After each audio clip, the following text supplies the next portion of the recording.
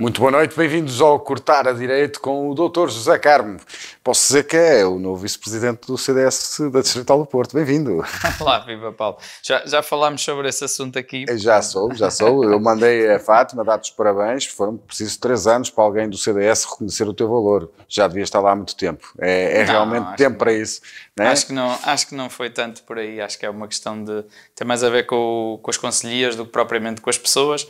Aliás, já fazia parte do CDS da Conselhia a nível nacional, também já fiz parte da Distrital, houve outros períodos em que não fiz, acho que é uma evolução natural, portanto o que interessa é que o trabalho corra bem e que agora se prepare as próximas autárquicas, isso é que é relevante. Isso é que é importante, não é? Exatamente. José Carmo, ainda não estamos no novo estúdio, vamos estar para a semana, se Deus quiser, vou inaugurar lá com o novo genérico, mas hoje eu já tinha tantas saudades de fazer este programa contigo, de termos as nossas discussões.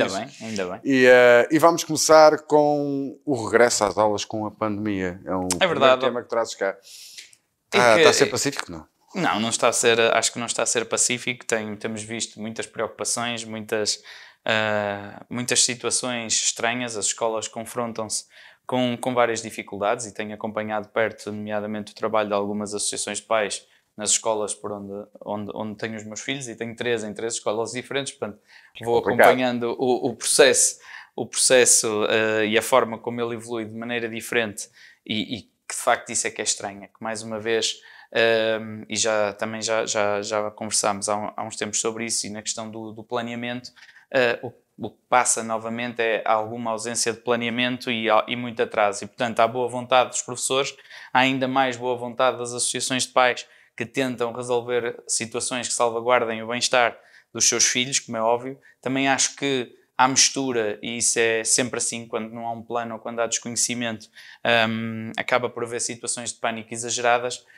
E portanto depois temos situações que acabam por ser quase mais perigosas do que a própria solução, e ainda a semana passada, quando no fundo houve um aumento mais intenso do regresso às aulas, em que as várias escolas, principalmente as públicas, começaram a abrir, assistíamos àquelas filas intermináveis à porta das escolas, mas e aí deixa-me dizer-te que, por exemplo, num caso concreto de uma das escolas dos meus filhos, a situação acabava por se gerar da acumulação dos pais à porta da escola pelas próprias medidas de prevenção. E vou dar um exemplo, é que os miúdos têm que chegar às 8 e têm até às 8h10 para entrar.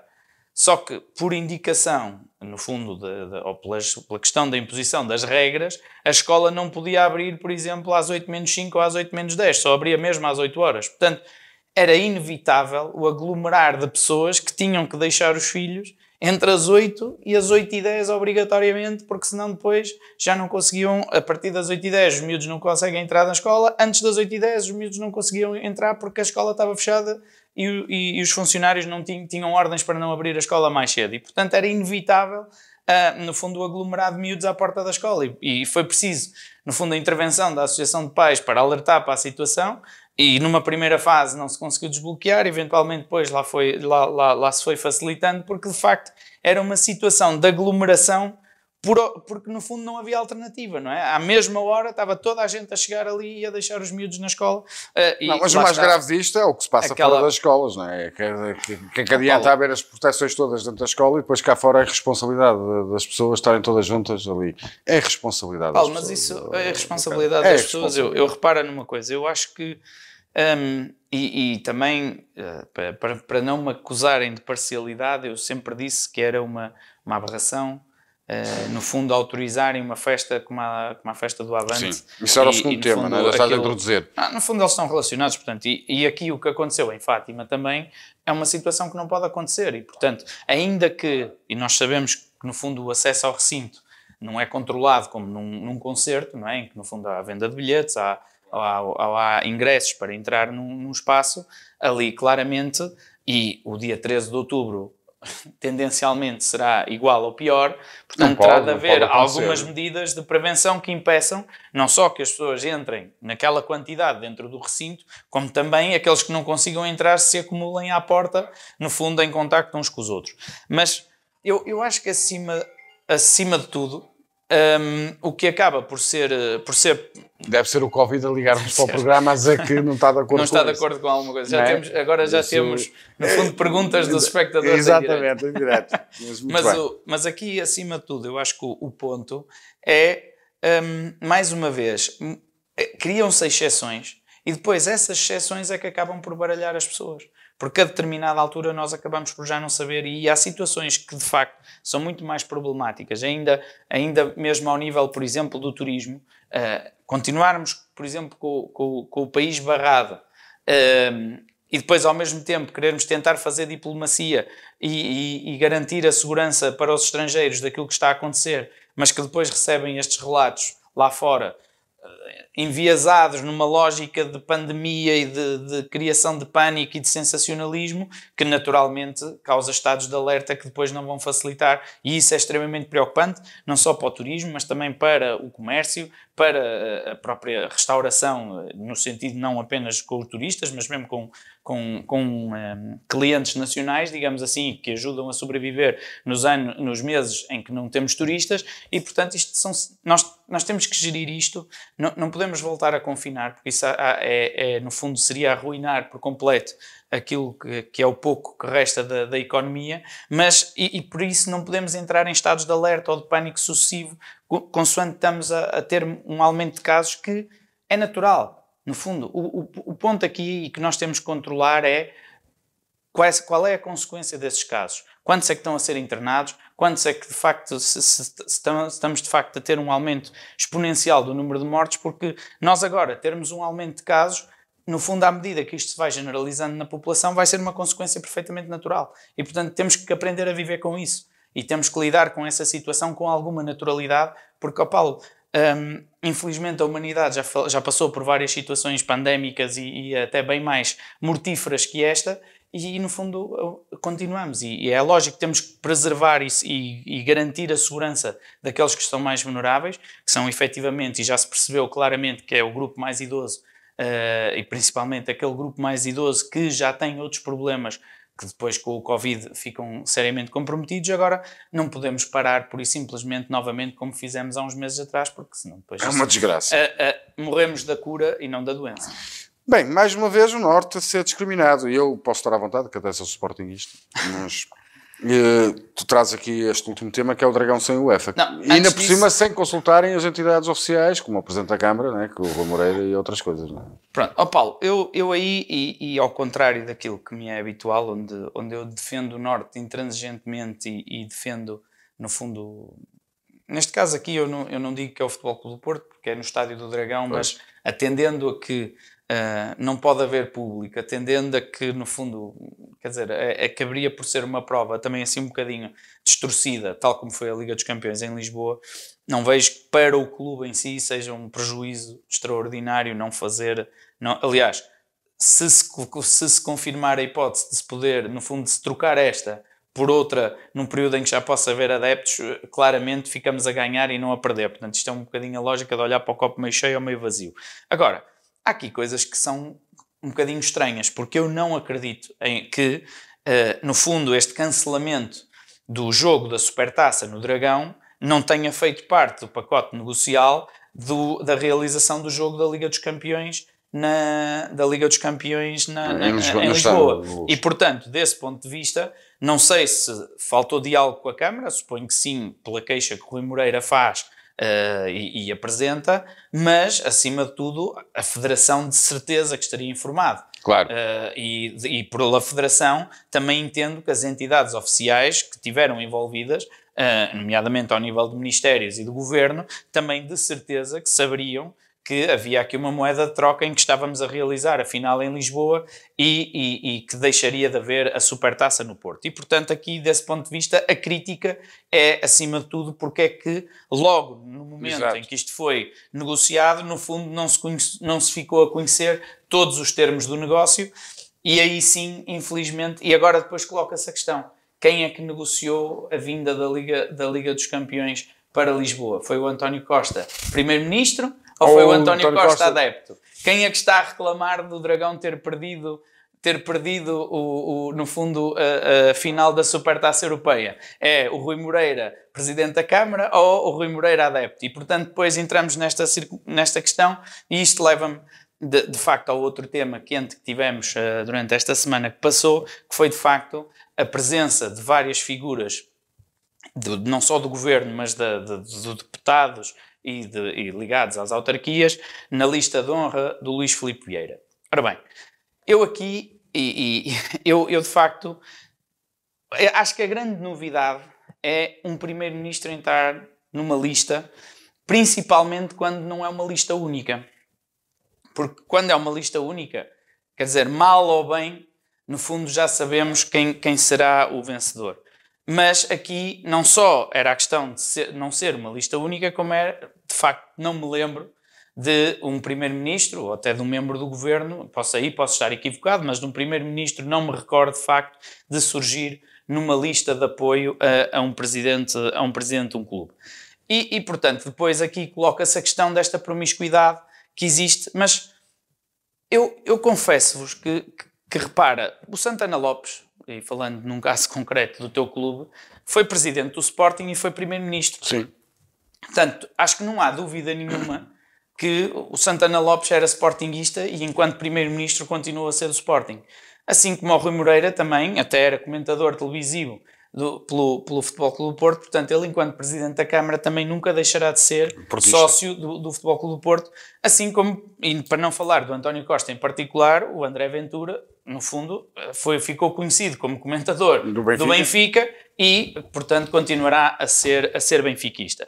Portanto, esta questão da presença ou do facto de eles serem dos adeptos, podemos questionar se esta presença nas listas de honra é uma troca de favores ou não, mas até por isso, muito mais do que a presença em si, para mim, a questão é a relação da dependência entre os clubes e as autarquias em particular e até dos membros do governo é que é grave.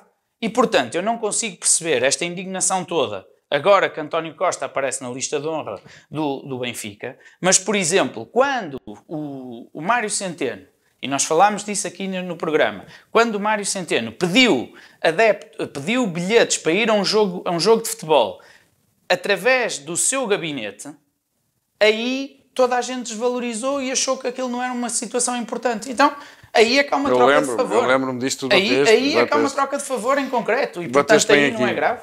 Claro. Aí não é grave. É só grave se ele dá o nome enquanto sócio para uma lista de honra, mas depois, na ação em concreto, através de um elemento do seu gabinete, pede bilhetes para ir a um determinado jogo e depois aí não há uma troca de favor. Claro. Essa é que é a gravidade. E mais do que isto, e nós estamos a falar aqui do Benfica, do Futebol Clube do Porto, do Sporting, são clubes com visibilidade. Mas se corrermos, no fundo, o país por aí fora, praticamente serão muito raras os casos em que o Presidente de Câmara não está diretamente ligado nos órgãos dos clubes locais, direta ou indiretamente, e que direta ou indiretamente a Câmara esteja a suportar determinados custos, geralmente encapotados sobre os custos com a formação, que no fundo não é mais do que uma forma de injetar dinheiro nos clubes. Ainda mais grave do que os clubes é as associações. Porque dá muito tempo a esta parte, e eu, por exemplo, quando era mais miúdo, andava com o meu avô e ele também fazia parte dos órgãos sociais de um clube e organizava arraiais, faziam rifas, faziam uma série de coisas para angariar dinheiro, para comprar o campo, para conseguir melhorar as bancadas, para pintar a sede do clube, etc. Hoje em dia a gente não vê nada disso. Nós hoje em dia vemos, os clubes querem organizar alguma coisa, a primeira coisa é pedir subsídio à Câmara ou à Junta de Freguesia. Exato. E depois, em cima disso, é que vão ver o que é que conseguem angariar através de um patrocínio, de uma coisa qualquer, arraiais, rifas. Há quanto tempo é que a gente não vê uma coisa dessas? É verdade. Organizar um jantar e vender uns frangos e para ganhar dinheiro. Sortear um carro até. Sortear eu já nem digo um carro, mas uma moto, bicicleta e umas merendas, digamos, um cabaz de produtos, etc., que eram práticas habituais. Isso desapareceu tudo, isso hoje em dia não existe. E, portanto, quem é que anda a financiar estas associações todas? Somos nós, contribuintes e munícipes.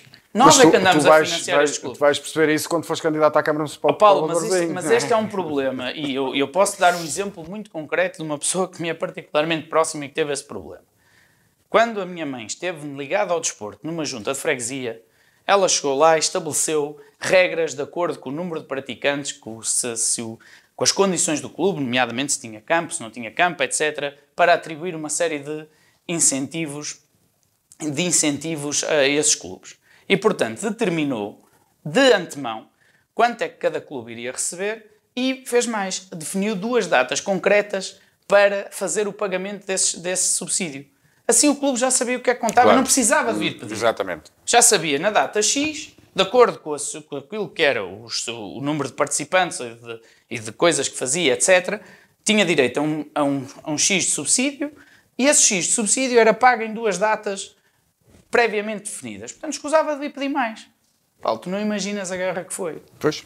Não imaginas a guerra que foi, quer com os partidos que estavam, no fundo, da qual a minha mãe também, no fundo, sendo independente, foi eleita, com a oposição, com os presidentes dos clubes, que depois arranjavam N de formas de dar a volta, com apresentações de pedidos de obras, com apresentações de uma série de coisas, que no fundo essas relações é que têm que ser transparentes. Claro. Essas relações é que têm que ser clarificadas. Isso é que tem que ficar muito bem expresso quanto é que a Junta e a Câmara Municipal estão a dar aos respectivos clubes e para quê? Para que fim? Porque mais uma vez, se nós pedirmos as atas das reuniões de Câmara e virmos as atribuições dos subsídios às coletividades de cada concelho, vão-se contar pelos dedos, se calhar de uma mão só, aquelas em que vereadores, quer da oposição, quer do Executivo, tenham votado contra a atribuição de um determinado subsídio. A não ser que seja uma coisa muito estapafúrdia, mas se não, vão-se contar pelas regras das mãos. Eu cheguei a assistir a situações de 3 pessoas que, sem qualquer histórico, num clube sem campo de squash, resolveram que queriam ir a um torneio de squash e fizeram um pedido de subsídio à junta. Pronto. E tem que ser, porque senão já são... E, portanto, isto não tem pés nem cabeça. Senão já se vira tudo contra eles. Isso não tem pés nem cabeça. É mesmo assim.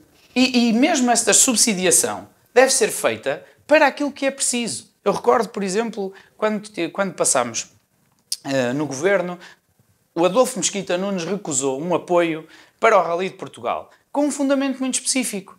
O Rally de Portugal não precisa de ser apoiado porque só o consegue gerar em termos de patrocínios, consegue no fundo, financiar a operação. Claro.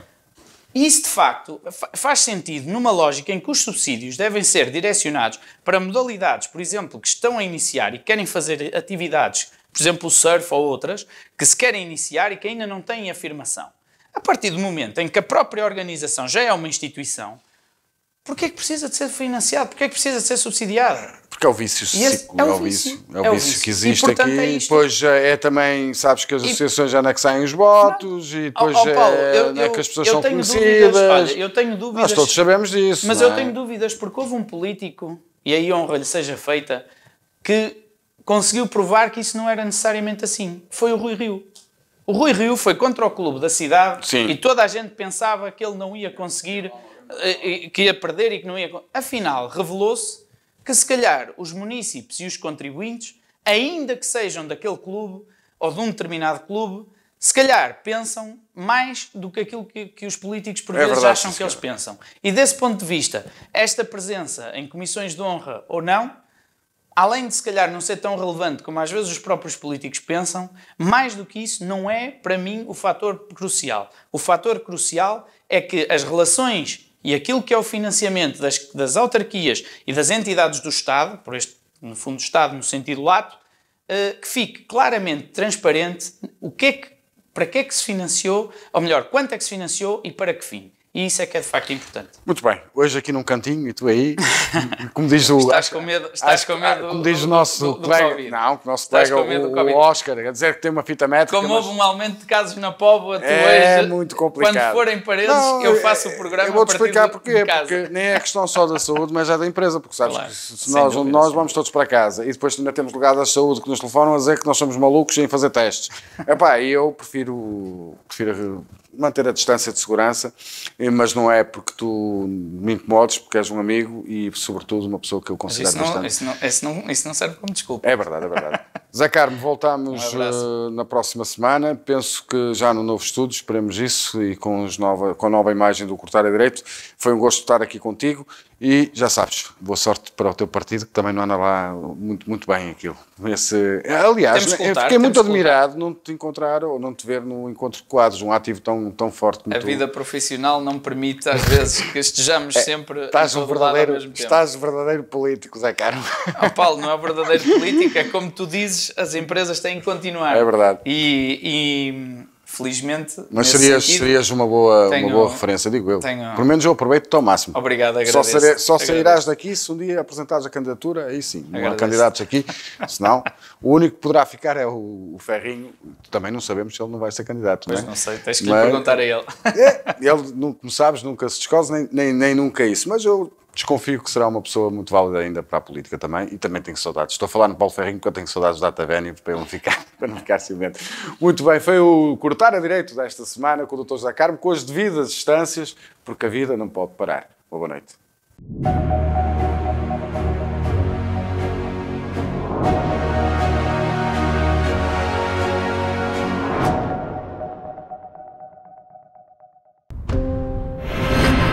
Novo Canal. Sempre Novon, sempre seu.